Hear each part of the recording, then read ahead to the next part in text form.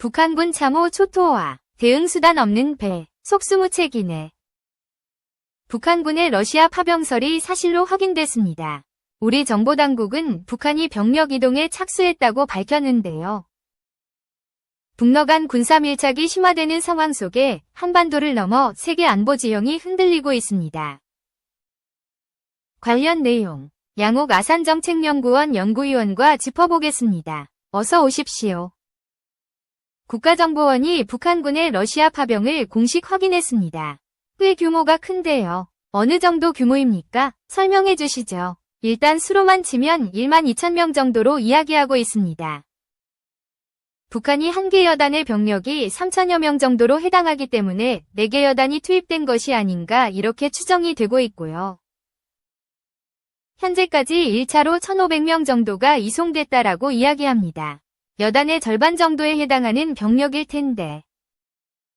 보면 청진, 함흥, 무수단, 이 지역에서 지난 10월 8일부터 13일 사이에 이동을 시작했는데 어떻게 이동을 했냐는 러시아 태평양 함대에 소속된 상륙함 4척과 호위함 3척의 여기 이동이 분승하고 이동한 걸로 그렇게 알려지고 있습니다. 그리고 이동한 인원들이 러시아 안쪽에 가서 훈련을 하고 있는데 4개 지역에 분산돼서 훈련하고 있거든요. 블라디보스토크, 우스리스크, 하바롭스크, 이 지역 4군데에서 발견되고 있고 특히 블라디보스토크 지역에서는 국정원 발표는 아닙니다마는 다른 얘기를 들어보면 조종사들이 그쪽에서 훈련을 받는 그런 모습도 보이고 있다라고 알려지고 있습니다. 전반적으로 북한이 이렇게 대대적으로 파병하는 것은 아마 사상 처음이 아닐까 생각이 되고요.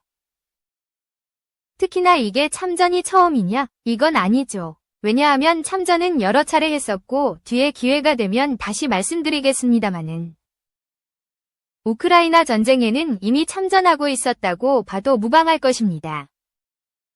왜냐하면 기존에 제공했던 무기들을 단순히 탄약만 제공한 것이 아니라 미사일이라든가 여러 가지 것들을 제공하면서 실제 운용 요원들이 가서 교전까지 같이 했던 것으로 그렇게 추정되고 있어요.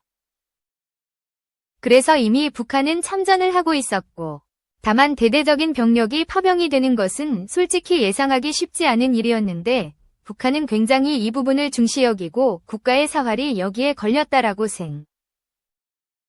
각을 했기 때문에 자신들의 정권의 사활이 걸렸다고 생각을 했기 때문에 아마 이것을 파병을 결정한 것이 아닌가 이렇게 생각을 하고 있습니다. 영상이 하나가 공개가 됐는데 파병 북한군으로 추정되는 영상입니다. 우크라이나군 측이 공개를 했고요. 러시아 연해주에서 촬영된 영상이라고 합니다. 영상의 진위 여부는 아직 밝혀지지 않았지만 진위 여부에 대해서는 어떻게 보십니까? 일단 저도 조금 더 자세하게 분석을 해봐야 되겠습니다마는 저 인원들이 북한이 맞다면 사실 체격이라든지 이런 것들을 보고 있으면 아무래도 북한 쪽이 맞는 것 같습니다. 왜냐하면 러시아 쪽에 있는 현지인이 야쿠티, 여기가 투르크계고요. 그 다음에 몽골계가 있어요. 그래서 약간 생김새나 이런 것들이 아시아계이기는 하지만 약간 차이가 있는데 되레 북한 사람들은 몽골계 쪽이라고 위장을 해야 될지 모르겠습니다. 전반적으로 모습을 보고 있을 때는 현지 러시아군으로 위장하기 위한 그런 절차를 거치고 있는 것으로 그렇게 볼 수 있습니다. 실제 파병된 북한의 모습이라면 저 영상이 진실이라면 어떻게 입수를 했을까요? 저것은 안쪽에 우크라이나 정부 쪽에 협력한 혹은 서구 쪽에 협력하는 협력자들이 반드시 있다라고 이렇게 말씀드릴 수 있을 것 같아요. 요즘 시대에 저런 부분들 때문에 뭔가 숨기기가 쉽지 않습니다. 대부분 핸드폰만 갖고도 굉장히 의미 있는 정보를 가져올 수 있고요. 특히 보고 있으면 김정식 제1부부장. 아까 사진이 잠깐 지나갔는데 8월에 사진이 찍혔다고 그래요. 그래서 지난 8월에 현지에 방문해서 KN-23 미사일 발사하는 것들을 현지 지도했을 때 사진이다라고 알려지고 있습니다. 아까 지나갔던 사진이 계속 나오는 사진이 아마 국정원에서 제공한 사진으로 알려졌는데요. 지금 보시는 장갑차는 올해 7월에 확인된 거고요. 이렇게 북한이 이미 현장에서 엄청난 활동을 하고 있었다라는 증거는 우리 정치권이나 전 국민들이 관심을 크게 안 가지셔서 그렇지. 이미 예전부터 계속적으로 이런 정보들은 나오고 있었고 파병까지 이어지는 건 믿기 어려운 일일 수 있습니다마는 여태까지 김정은의 행동, 그 다음에 북한의 7, 8, 9월에 다소 잦아진 도발 행태들, 이런 것들을 봤을 때 결국 이게 북한이 모든 역량을 우크라이나 파병을 위해서, 러시아 지원을 위해서 쏟고 있지 않았을까 이렇게 생각되는 지점입니다. 그간 북한군 파병설이 계속 나오면서 병력 규모라든지 어떤 부대가 갈지 관측이 다양했어요. 그런데 이름이 밝혀졌습니다. 폭풍군단. 어떤 부대인지 설명을 해주시죠. 폭풍군단이라고 확신은 못하지만 아마 그럴 가능성이 높다는 거고요. 정식 명칭으로 말씀드리면 북한 특수작전군입니다. 별도의 군종으로 특수부대가 독립이 되어 있는 것이고요. 세간에는 이렇게 알려지고 있죠. 우리 언론 보도나 이런 것을 통해서 북한 특수부대가 20만 명이다. 그런데 20만 명이 실제 다 특수부대라고 보기는 어렵고요. 그 중에서 특수작전군에 해당하는 병력은 6만 명 정도에 해당합니다. 화면에도 나오고 있지만 과거 옛날에 특수8군단이라고 해서 특수부대만을 모아서 군단을 조직해놨던 것을 이야기하는 것이고요. 여기에는 육군, 해군, 공군에 다 특수부대들을 모아놓고 있는데 육군 같은 경우는 번개, 벼락, 오뢰라고 불리는 세 종류의 특수부대가 있습니다. 그렇고 번개는 경보병여단을 얘기하는 것이고요. 경보병여단들은 헬멧 같은 거 안 쓰고 군장 짊어진 다음에 달려들어가서 공격을 하는 그런 전향적인 경보군의 모습입니다. 이게 4개 여단이 육군에 있고요. 그 다음에 벼락 이거는 저격병이라고 그러는데 우리가 아는 그런 저격총 같고 저격하는 그게 아닙니다. 북한에서 저격병이라고 그러는 거는 우리 특공부대와 유사한 부대를 저격부대라고 부르는데 저격병여단이 육군에 3개가 있고요. 그 다음에 올해가 항공육전대, 공수부대입니다. 이게 3개 여단이 있습니다.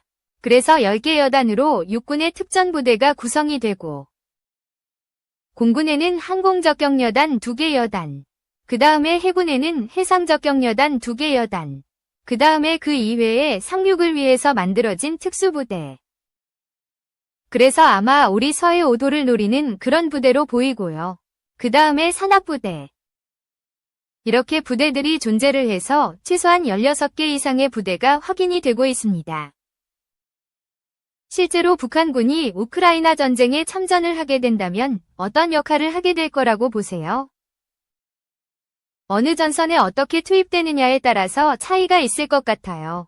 과연 전부 특수부대로만 다 구성해서 보낼지. 만약에 이런 겁니다.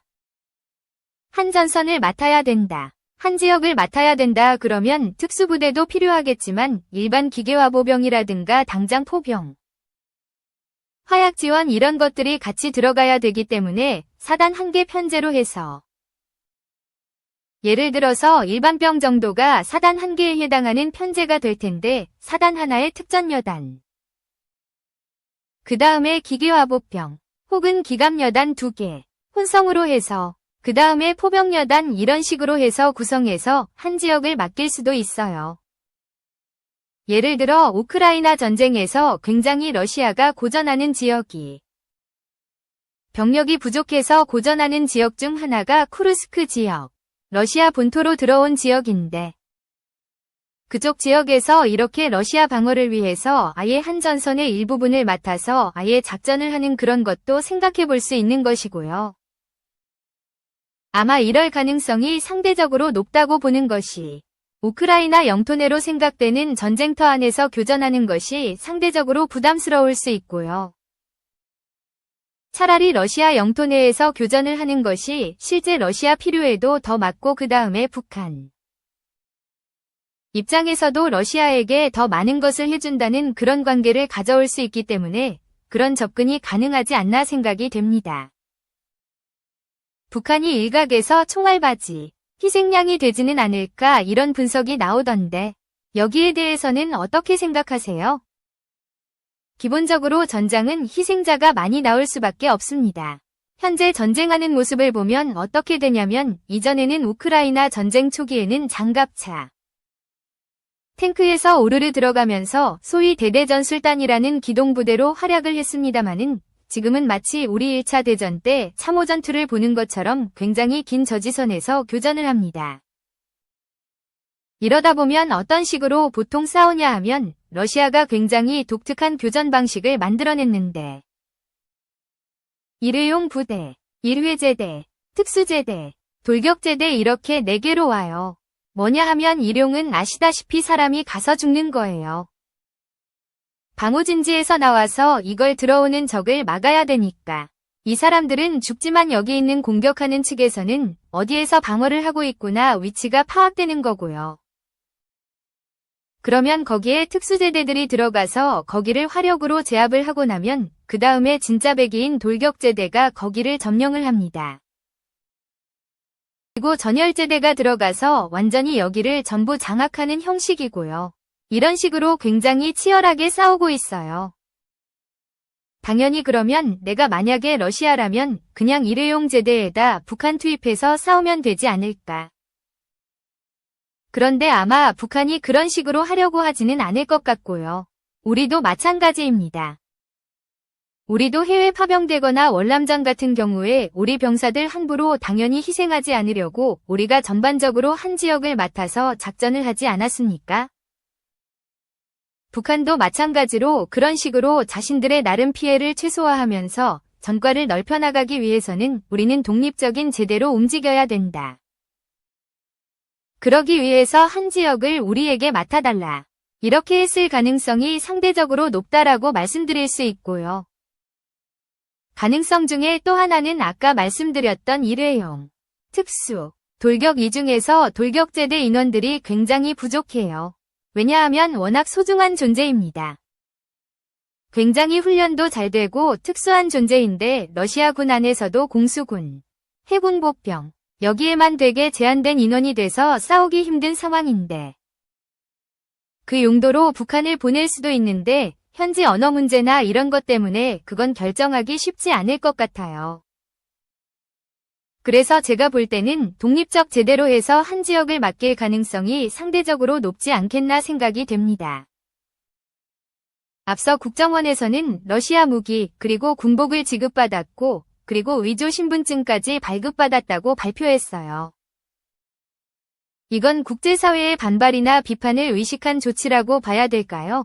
의도에 대해서는 어떻게 평가하십니까? 당연하죠. 왜냐하면 공식적으로 얘기하는 것을 보십시오. 러시아하고 북한은 모두 다 관련된 걸 다 부인하고 있어요. 러시아, 우리 북한에서 포탄, 무기도 받은 적이 없다라고 얘기하고 있고 당연히 병력을 보냈다는 것을 이야기를 안 하려고 하겠죠. 그런 부분을 확인을 안 하려고 할 것이고요. 전반적으로 그런 맥락에서 북한군의 활동도 러시아의 영토 내로 제한되지 않을까. 조금 더 기밀 누출이나 이런 것을 상대적으로 막으려면 그래도 상대적으로 쿠르스크나 이쪽 지역처럼 실제 러시아 영토인데 이걸 지켜야 될 지역으로 제한을 하려고 하지 않겠느냐 이런 추정도 일부 가능하다는 것이죠. 우리 정보당국의 발표에 러시아는 아직 침묵 중이고 입장 발표는 내지 않았습니다. 한편으로 또 한국전쟁 이후에 북한군이 실전 경험이 없었는데 이번 참전 경험으로 인해서 실전 경험을 쌓게 될 것이다. 이런 분석도 나오던데 어떻게 보세요? 대대적인 병력 전체 규모로서 실전 경험을 쌓은 적은 없었기 때문에 그 말이 맞을 수 있지만 달리 생각해보면 북한은 6.25 전쟁 이후에 꾸준히 전쟁을 쫓아다니면서 실전 경험을 쌓고 있었다고 말씀드릴 수가 있어요. 가장 대표적인 사례가 보고 있으면 1973년에 제4차 중동전쟁이라고 부르는 전쟁에서 욤키프 전쟁 자체가 이집트와 시리아가 이스라엘에게 복수를 하기 위해서 수년간 칼날을 간 다음에 선제 공격을 가한 것이거든요.